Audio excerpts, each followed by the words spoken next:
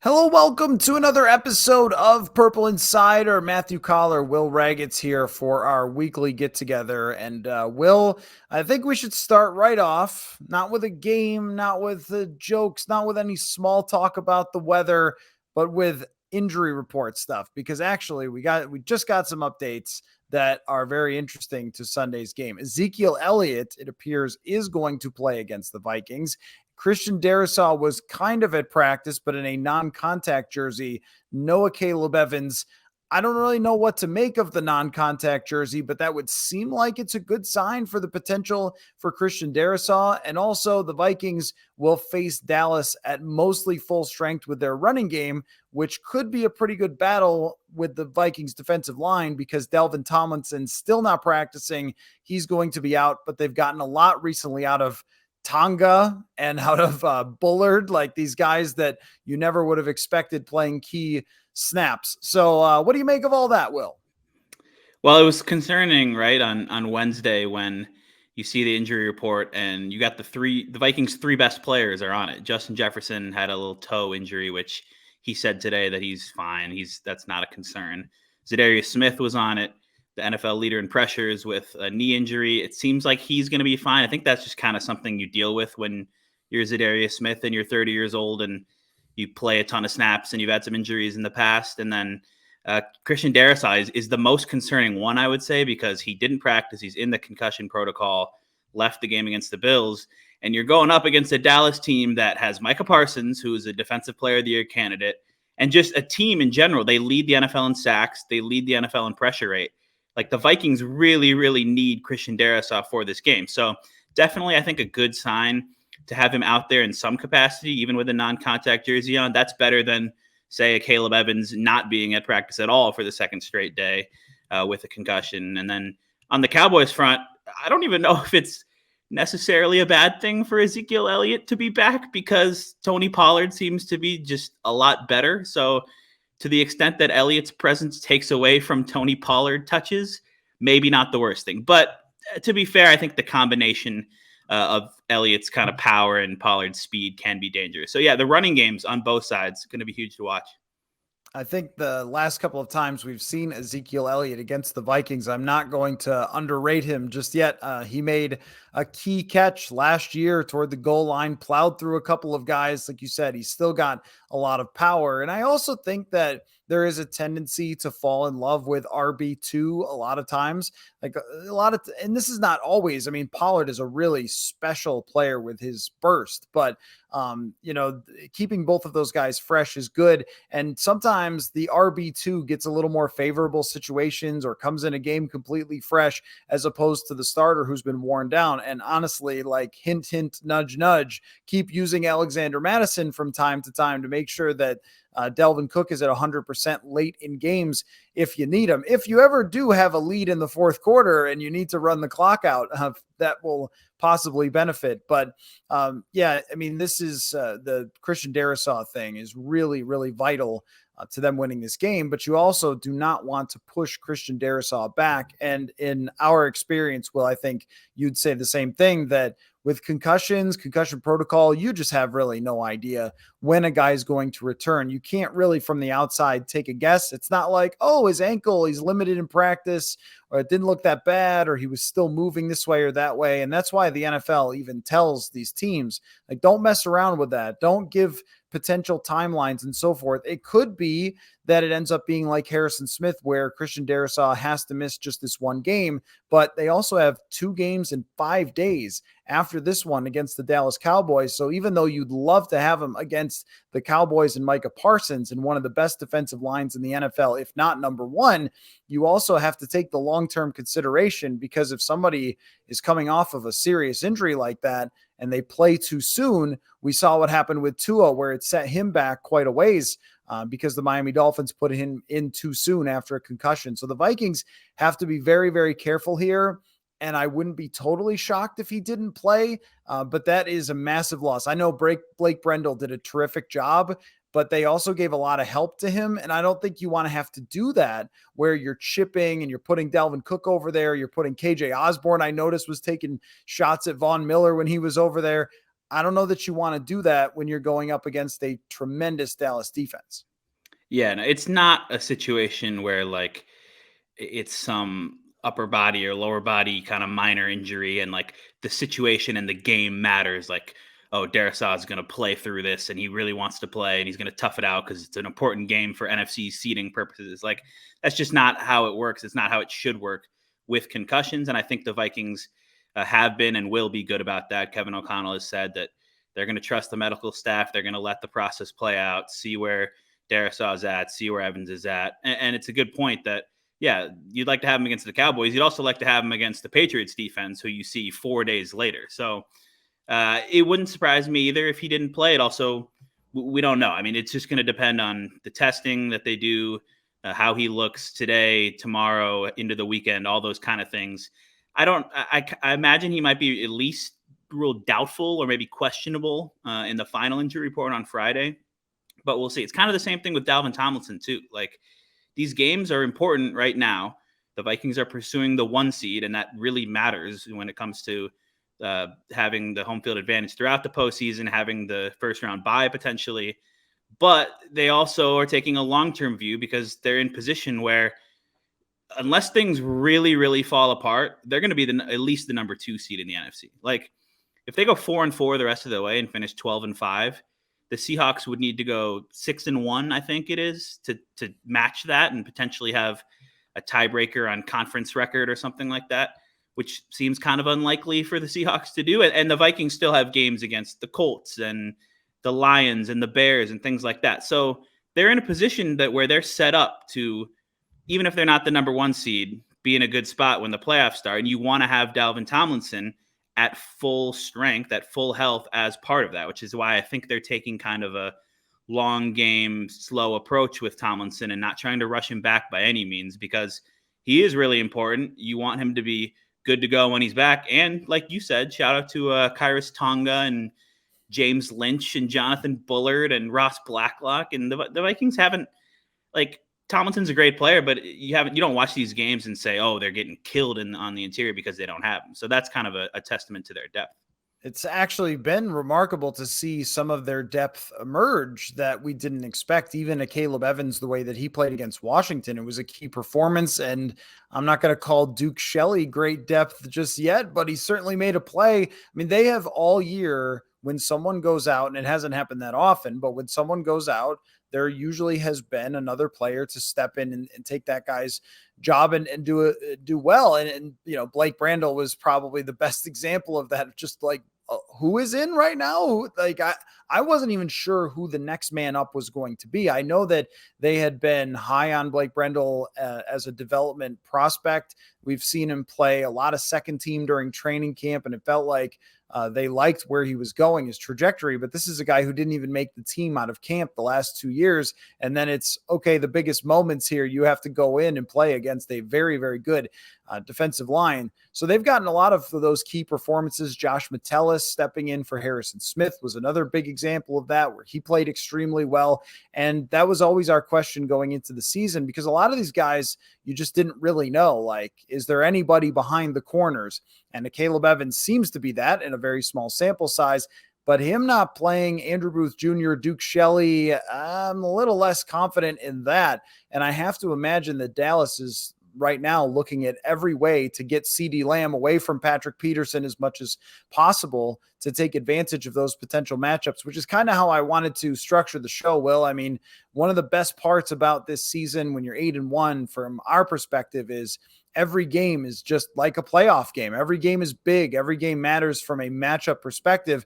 So I wanted to talk about some of the best and most interesting matchups of Vikings Cowboys. So why don't we kind of begin there? CeeDee Lamb and whomst else I don't know that plays as wide receivers. I do know, but their group of receivers beyond CeeDee Lamb is just very unimpressive. But CeeDee Lamb is enough to take over a football game if the Vikings aren't able to contain him. Yeah, there's no more Amari Cooper. They do have Michael Gallup, who was coming back from injury and hasn't really done a ton this year. Noah Brown is just kind of a guy. But yeah, Patrick Peterson doesn't follow receivers. We've talked about this. He's going to be on one side of the field for the most part, and he's going to see a lot of CeeDee Lamb undoubtedly with the way things work out, and that'll be a fun matchup. But CeeDee Lamb's also going to get a lot of reps on that other side against whoever it is. And to me, it sounds like, or it seems like it'll probably be Andrew Booth Jr. making his first career start. Caleb Evans kind of seems unlikely to play, having not practiced yet this week. I can't imagine, even though Duke Shelley made a great play in his three defensive snaps in Buffalo. He's like 5'9". He's not really a true outside corner. He was on the practice squad all year. The Bears cut him. Like, I don't think you're starting him against the Dallas Cowboys, and then you don't really have any other options because Chris Boyd is a great special teams player, but just when he's been out there at corner over the past few years, we've seen it not go particularly well. And then other than that, you're talking about like they just re-signed Perry Nickerson to the practice squad. Like it's probably going to be Andrew Booth Jr. if Caleb Evans can't play. You drafted him in the second round, traded up for him for a reason. And he's going to be kind of thrust into a really difficult matchup, and we'll see what he can do. He struggled a bit when he came into that game against the Bills. And to be fair, he saw a lot of Stephon Diggs, which is about as tough of an assignment as you could possibly have with the way that Diggs kind of attacks leverage and like just changes directions and is such a tactically gifted route runner and such a smart player as well. And CeeDee Lamb is really good too. But hey, I mean, it's gotten lost over the past few months, but Andrew Booth Jr. was really, really impressive in training camp, I thought. There were times early on where he was too grabby and you could kind of tell he didn't really know what he was doing. But over the course of camp, it progressed to the point where his confidence and the swagger and the physical tools were showing up. So I'm excited to see if it does end up being Booth, what he can bring to the table after watching him in camp. Yeah, and last week, like you said, I don't think that we can totally judge his performance based on that when you are going up against, it's not just one of the better receivers. It's like a top 3 or 4 wide receiver in the entire NFL, quite a bit. Still, though, his experience for this year, he really just hasn't been on the field very much at all. Not even like with a Caleb Evans, and I do think there's something to this, playing a lot of special teams, being in plays, seeing the speed of the game, making plays out there, being in practice every day because you're healthy. Andrew Booth Jr. missed a lot of time between training camp and then early in the season with those injuries, and how far it set him back, I don't know. And I wonder if there's like a short leash there, if they were to start Andrew Booth Jr. and then say, look, Duke Shelley, be ready, because we never found out. And I don't even know if it was asked because there was so much madness from that game, if Booth got banged up a little bit, or if they just said like, no, we need somebody with, more experience to throw out there at the end of the game in Duke Shelley. And that to me is one of those could be a defining type of matchup. You remember a couple of years ago where Dak Prescott just kept attacking Mike Hughes, and Mike Hughes gave up something like 13 receptions in one night, which was absurd, but they just kept attacking that matchup over and over and over again, which they very well could do with CeeDee Lamb. It is super underwhelming though with Michael Gallup, Noah Brown, and then tight ends after that. Dalton Schultz does not scare you at all. And this is kind of the next matchup that I'm thinking about quite a bit. Is we alluded to Dalvin Tomlinson being out, the running game of the Dallas Cowboys. I think that for both teams, the running game is just massive. I mean, who can establish the run? Not only just that, but also like who can really hold on to the football, because both of these teams have explosive wide receivers who can make plays. But if you can command the game on the ground, I mean, this is really like Green Bay. They got behind a little bit in that game, but they were still able to run at any time they wanted to against the Dallas front. So it's kind of running game v running game, 2 expensive running backs, 2 offensive lines that are built to run block, and 2 teams that if they start allowing the opponent to run are really in a lot of trouble. Because I think that one of the reasons, aside from turnovers, that the Vikings defense has survived in recent weeks is the fact that other teams just couldn't close them out by running the ball. If Washington was succeeding running the ball, they don't have Taylor Heineke throw it 20 feet above somebody. And the same thing with Josh Allen. It doesn't end up on 3rd and 15 trying to fire it into a tight window in the back of the end zone. They're probably just handing off to Devin Singletary. So the Vikings have made teams become one-dimensional in recent weeks. But we know Dallas, like they're going to stick with it. They're not going to completely give up on it. So how both teams battle against it may be a defining factor in this game.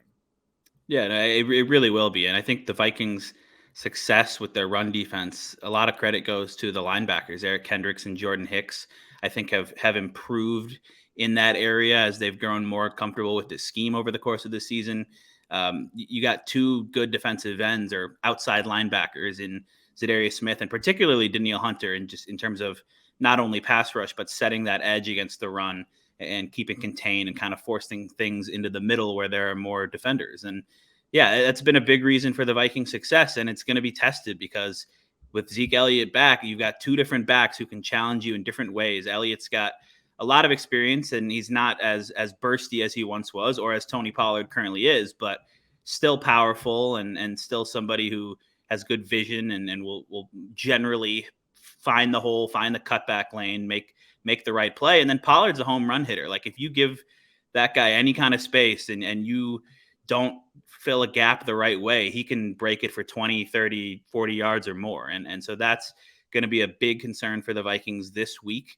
The Cowboys offensive line, like you always associate that with just they usually have one of the best offensive lines in the league. And they still have Zach Martin, who's one of the best linemen in the league at right guard, but it's not quite the same dominant unit. I was looking at some of the PFF stuff, and I mean, I haven't grinded the Cowboys tape, so I'm kind of taking that as my evaluation of the offensive line, and they're really good run blocking still. That's the thing that they do well. They've got Tyler Biadasz, the center from Wisconsin, is a good run blocker, a bunch of other guys, but the pass protection is maybe a question mark or an issue for Dallas. You've got no Tyron Smith at left tackle. It's Tyler Smith, their first round pick, who has been kind of up and down. Their right tackle, Terrence Steele, the same. Like everybody outside of Zach Martin has kind of mediocre pass blocking grades, which leads me to believe that if the Cowboys don't stay on schedule, as teams always talk about, and get into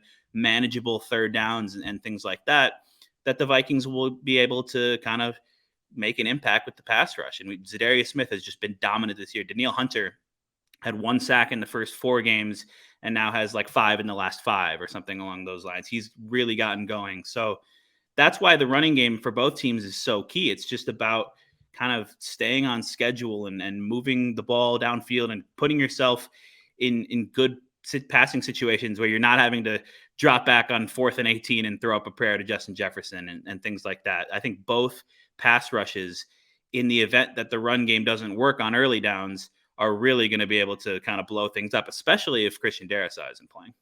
Yeah, and between Tony Pollard and Ezekiel Elliott, they have 25 runs of more than 10 yards so far this year, which is, I mean, that's not just commanding the game on the run 3 or 4 yards at a time. I mean, that's ripping off big chunks of yardage. So there's a couple different things we could talk about here, but don't let me forget to get back to what you said about Danielle Hunter and Zadarius Smith, because I want to talk about those two guys. But a thought on Dalvin Cook. Somebody asked on the show a fans only question about whether the burst is still there. And certainly the top speed was still there when he was running for 80 plus yards. That run by itself totally changed his data, by the way. Like his yards after contact shot up because he was contacted right at the line of scrimmage. Then he ran for 70 something more yards. His rushing yards over expected. Maybe it wasn't expected that he was going to get an 81-yard run. When I looked back, I thought, oh, wow. Buffalo's other safety, not the guy that got blocked by Jefferson, but the other one, is really going to have a lot of regrets because he took a horrendous angle to open that up, and then Cook just ran away from him. So maybe he even didn't anticipate him being that fast. But what do we make of Dalvin Cook's season? Because when you look at his yards per carry, he's averaging 5 yards a carry, very impressive, but his PFF grades are not as good. He's only ranking 19th out of 28 running backs that are essentially starters. Is it a product of an offensive line that is improved in its run blocking significantly? Is it sort of a boom or bust thing? Like, is he any different? What do we make of his year? Yeah, I think it's been kind of good, not great so far. And we've kind of come to expect Dalvin Cook to be great over the past few years because he has been. And just having all of those traits that you want in a running back: vision, burst, like all patience at the line of scrimmage to find the hole, all these different things, catching the ball out of the backfield. And he's been good, and he's had some good games, and you can still see the vision and the ability to kind of hit the holes and cut back and make jump cuts and move around. But there's also been it has been a lot of feast or famine. And yeah, an 81-yard run will help boost your yards per carry and all of your stats on the season and make them look a little better. And that's not to say that you should write that off, because those count and those are part of your average statistics on the year, and those are things that you hunt for. And the credit to the Vikings for they said that like early in the game they had a similar play and Jefferson didn't quite block it well, and so then they coached that up, and then you run this play and you target it, you see it. Jefferson makes a great block. Christian Darrisaw made a good block. I think Johnny Munt was in there. It was 21 personnel, and he helped open things up. And all Cook had to do was make the one cornerback miss right there at the line of scrimmage, and he was gone. And so you can still see the top end speed. I think it was like 21.7 miles an hour. He's still got that.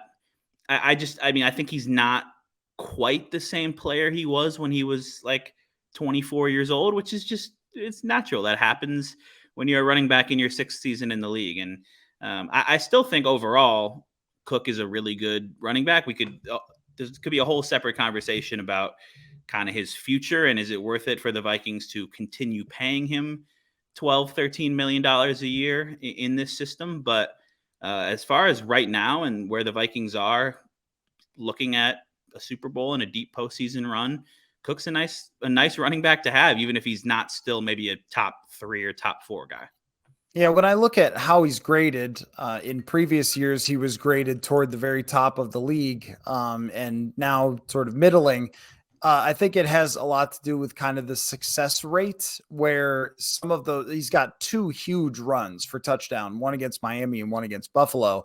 That's a big percentage of his yardage just on those 2 runs alone.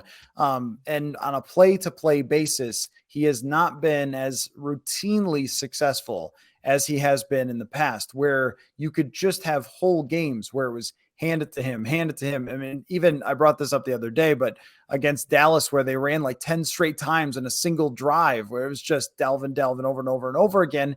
And that's not the case anymore. And I think that what we see is when they have those struggles that are extended in the running game, like let's say, 2 quarters where they don't really pick it up and then they need a big play. That's where we see the offense sputter a little bit. And I think this is a challenge for a play caller, because that he's got that home run threat, but if you're not really running consistently, it can set you behind the sticks.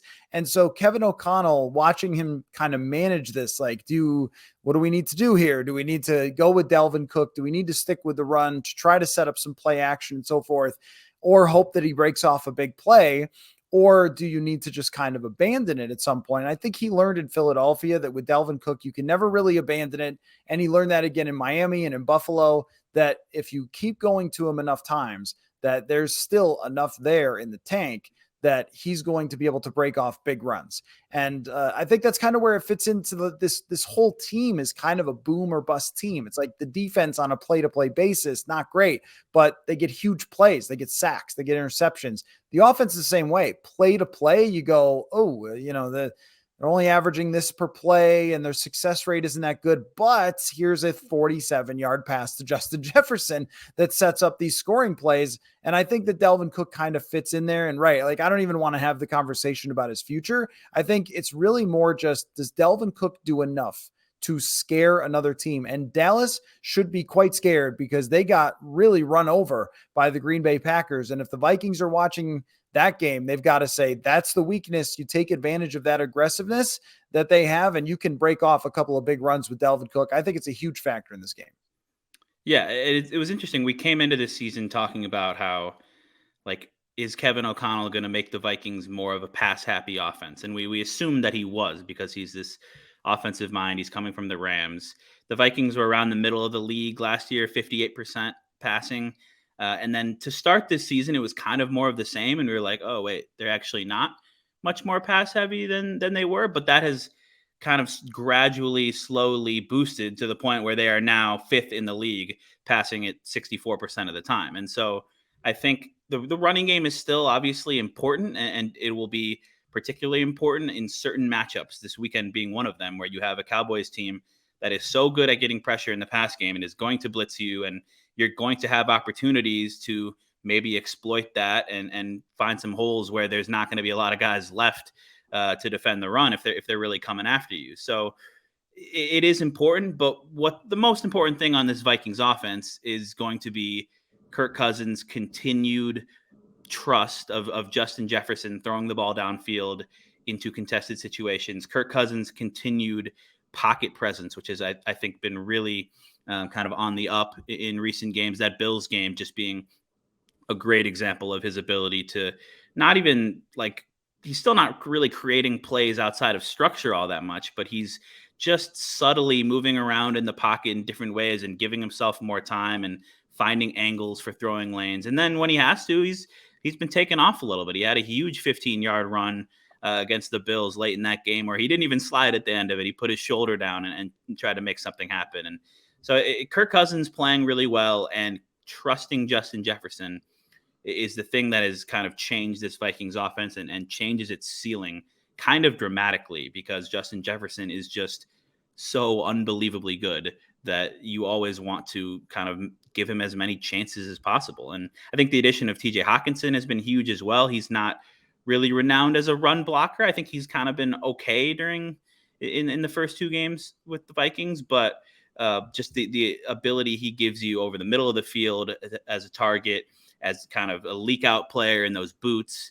And it all comes back to kind of the age old conversation. Like, does running success really matter for play action? And there are numbers that will suggest it doesn't, but I think there's some sort of, I don't know. I've always been a believer in like the psychological effect that it does. Like, it just makes sense that if you're getting gashed in the running game, you're going to, your linebackers are going to be flowing downhill more, and they're going to be more susceptible to getting beat behind them with play action. So the recipe is there for the Vikings. We've seen it, but you're right that some of the play-to-play struggles to kind of be consistent, and some of the plays that go for 1 yard or negative yards or whatever have been a big factor in why we've seen some lulls from this offense, particularly for whatever reason in like the middle of games in the second and third quarter. They start strong, they seem to go cold, and then they just figure it out in the fourth. On the matter of the play action mattering or not, there is data to show linebackers moving more for certain players. And we really saw that in 2019 when teams were flat out terrified of Dalvin Cook. You could go back and look at the tape and watch linebackers just crashing down.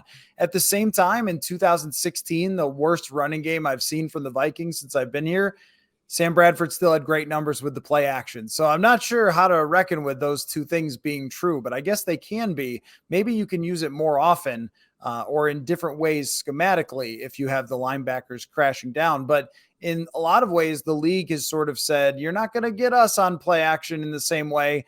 And Dallas is a team that's interesting for this because they play super aggressive. And this is different from what the Vikings have seen a lot of so far this year, where we've gone to games and say, all right, this is a too deep team.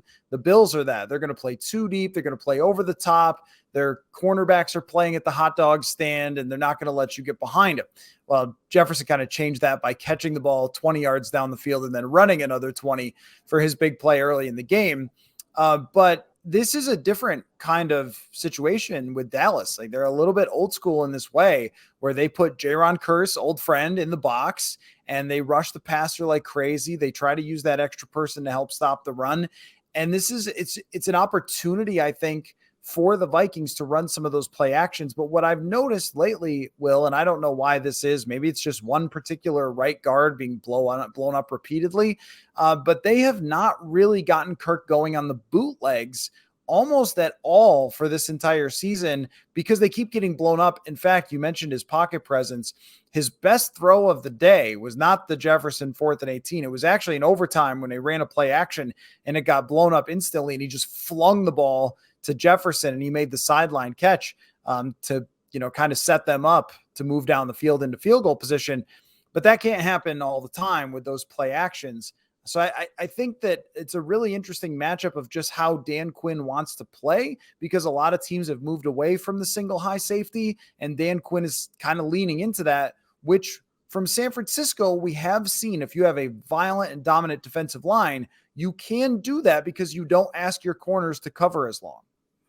Yeah, the Dallas defense is definitely different. And I'm kind of looking at like the defensive line we know is awesome. Micah Parsons is unbelievable. They've got DeMarcus Lawrence, although I'm not 100% sure what his injury status is. Dorrance Armstrong, all these different guys up front who are really problems as pass rushers.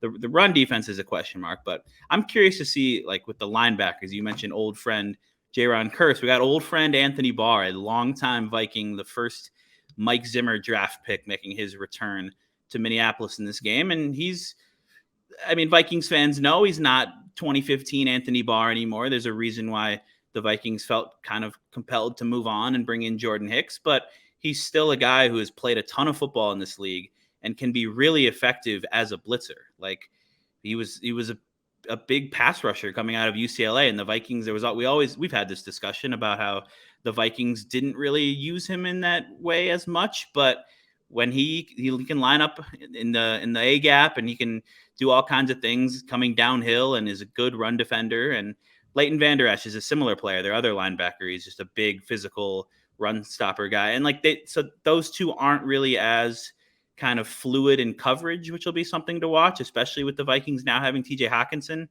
And on the back end, Malik Hooker is a good safety. Donovan Wilson's a solid safety. Jaron Curse.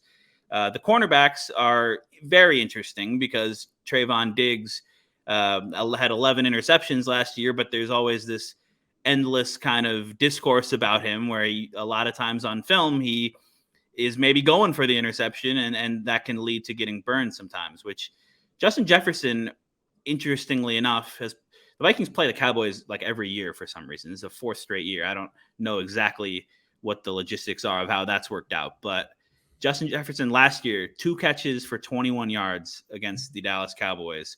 And I watched that game. I don't remember exactly why that was, but that is something that cannot happen again this year. And I think in 2020, he had like 3 catches for 86. So some big plays, but not a ton of volume.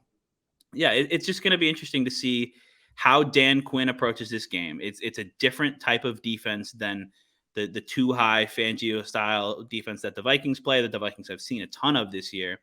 And then what Kevin O'Connell and Wes Phillips' plan is in response to that. How are they going to maybe try to exploit some of that aggressiveness from the Dallas defense? And I think those 2 linebackers, Barr and Vander Esch, are going to be kind of key pieces to watch in how the whole dance of offense versus defense unfolds when the Vikings have the ball. Yeah, for me, the whole key is just, can you block them? Can you block them just enough? And Buffalo was a great example of literally just enough.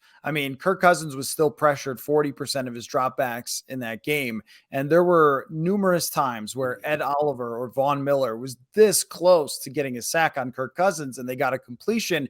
But these guys are just as good or better on the defensive line, so you can't let them take over. And that was what it looked like to me last year when I remember watching that game back.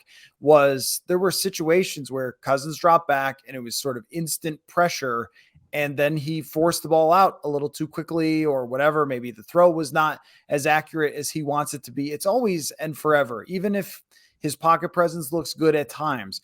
If you go through his pressure numbers year in and year out, they're pretty stable, which is funny because sometimes there's big jumps or declines based on like turnovers and things like that for PFF grade, for rating. But Cousins is kind of the same guy under pressure year in and year out. And then we take the good throws and we go, see, no, he's better now. Like, no, not really. Those throws have kind of been there, but then there's the negative plays that have been there as well. And the yards per attempt is usually pretty short when he gets pressured. He's doing a good job of not getting sacked this year, but this defensive line can really change the formula, and how they counter that, or how they even work off some of the things that did not work from last year. You're allowed to still use that tape, even though it's a different coaching staff. They're playing the same exact defense as they were before. So there is familiarity with most of the players.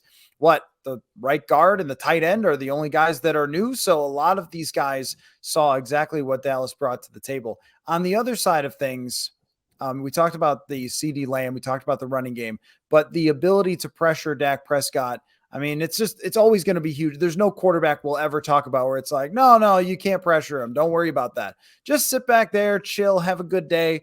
But the pressure that the Vikings have put on opposing quarterbacks in recent weeks has been really remarkable. And Josh Allen found a way to escape it on numerous occasions and make incredible plays, and then also make mistakes as well. But there was a 3rd down and 1 where Harrison Phillips drove back the center right into the lap of Josh Allen. He tried to escape. Zadarius Smith ends up with a sack. I guess I wonder what you think the difference is, because early in the season, I felt like, oh boy, this is not going to be what they thought it was going to be. It looked like Danielle Hunter was struggling to get the system. It looked like Zadarius Smith didn't have the same power as he had before. He had a good game in week one, but didn't grade well, didn't have a lot of pressures. It was kind of a sack or two that stood out. And now Zadarius Smith is making a case for defensive MVP, legitimately making a case for it as number one in the NFL in pressures. And here's Danielle Hunter, now 10th in pressures. All of a sudden, after not showing a whole lot the first few weeks, what is your theory on how these guys have elevated themselves to being two of the best in the NFL? I mean, the thing is, like, it's always been there, right? The talent has always been there. 2019, they were 1-2 in the entire NFL in pressure. So it's not like they've come out of nowhere to do this. I think for Smith, it's maybe just been kind of gradually finding his legs after missing basically all of last year. For Hunter, there's been a little of that as well. He's missed like 3/4 of the past 2 seasons due to separate injuries, but then it's also been kind of comfort in the scheme. And yeah, it's something that I think is kind of cool about this game. Like, the Vikings have gotten a lot more national attention now after that Bills win. I think people are starting to take them more seriously. And obviously none of this matters to them, but just from our perspective, like, now they have another game against the biggest name in the NFL, the biggest brand, the Dallas Cowboys, the Jim Nantz, Tony Romo game that is going to be on basically every TV in the country on CBS. And Micah Parsons is, like, I think he's the betting favorite to win Defensive Player of the Year. He's unbelievable. Has like 8 sacks, 40 pressures, and does a lot that doesn't show up even in those numbers if you watch him play.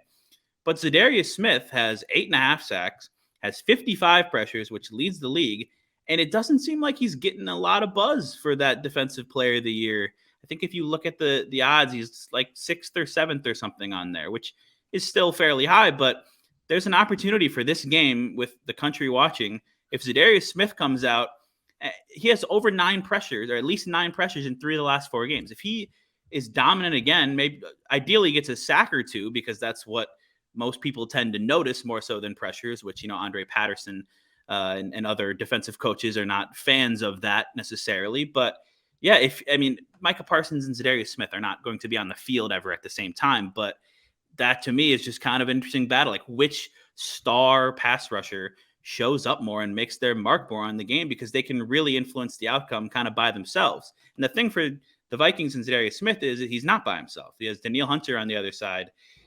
Micah Parsons isn't by himself either. They've got some other good rushers, and the Vikings need Harrison Phillips to continue playing well. He had I think it was a career high 7 pressures in that Bills game, maybe a little extra motivation in the revenge games that we seem to get to talk about, at least one revenge game every week this season.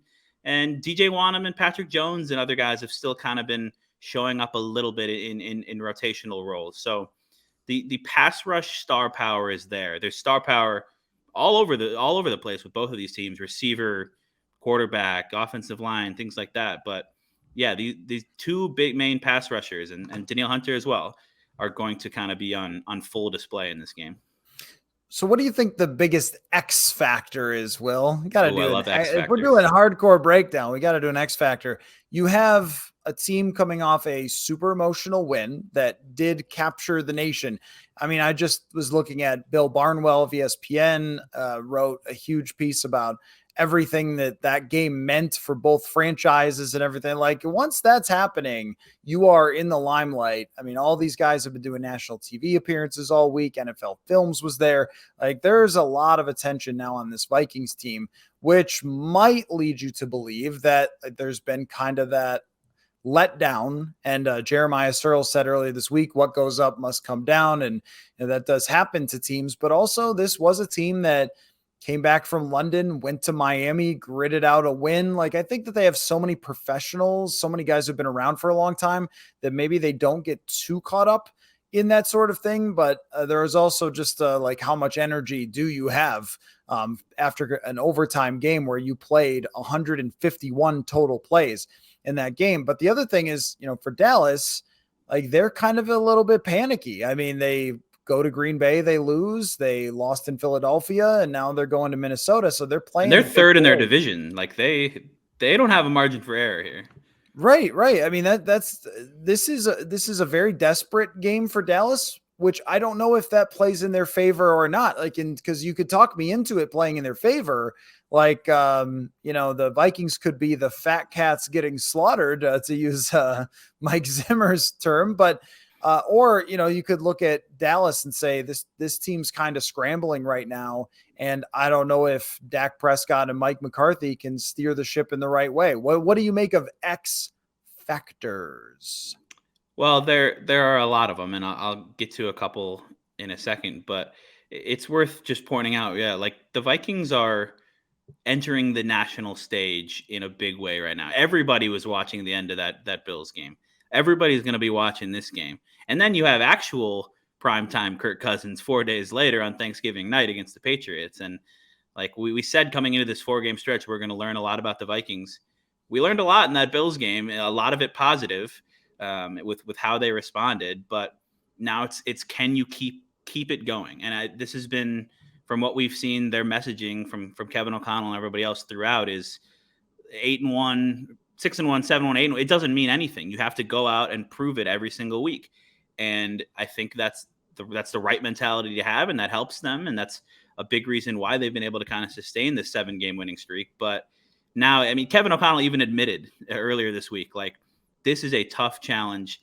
Mentally, you're coming off an emotional victory, just kind of a draining back and forth battle. And now you have to turn around and go face a good Cowboys team, but and physically as well. Like you said it, they played a ton of plays.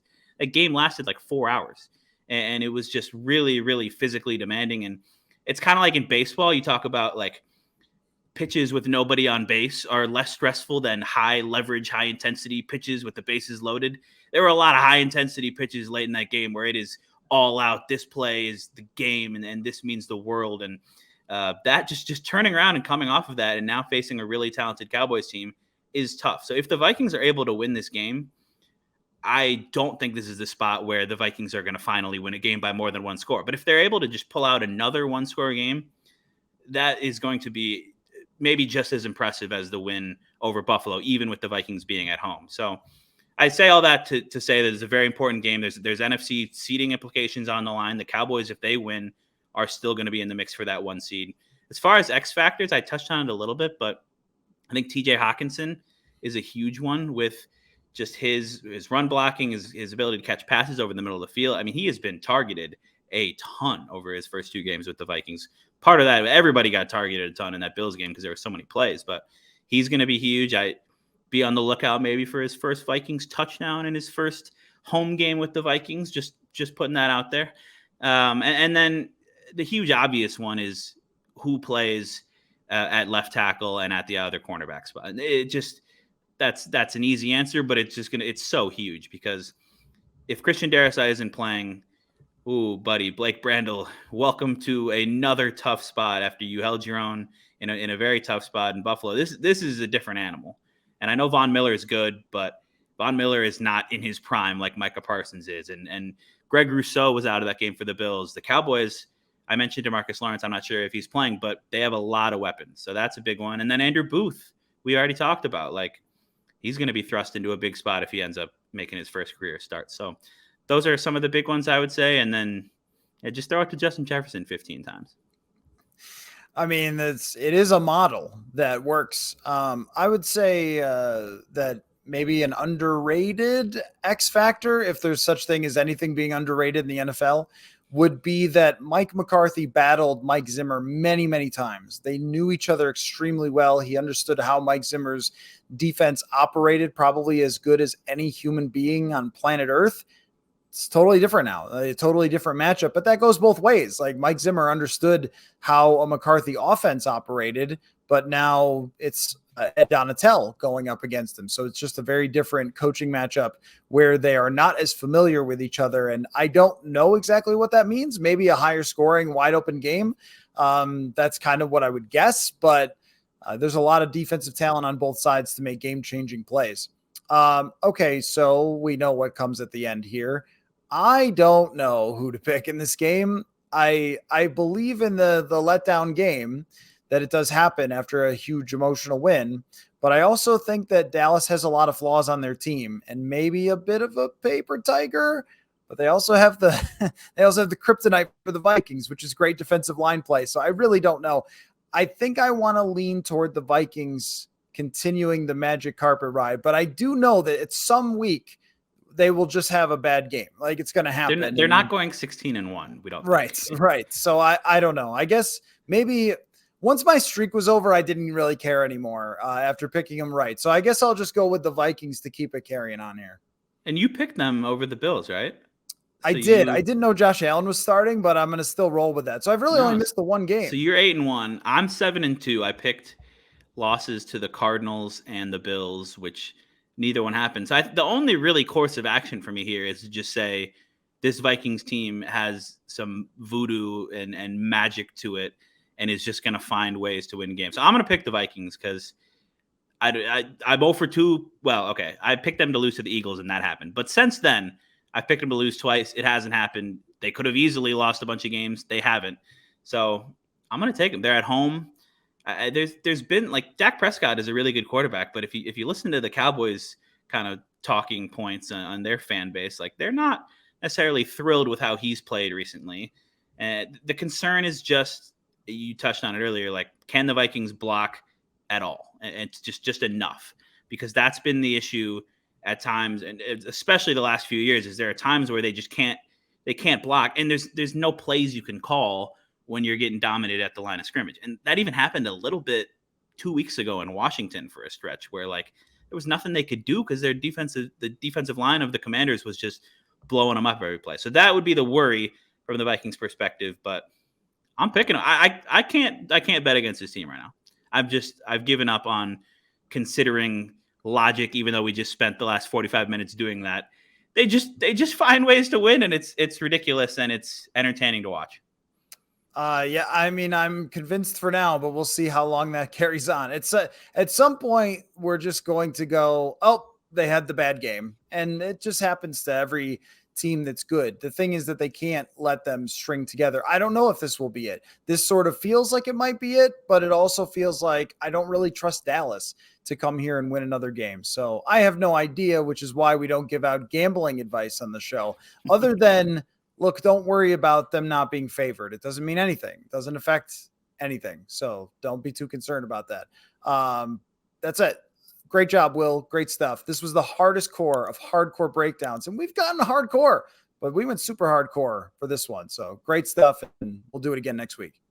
Absolutely.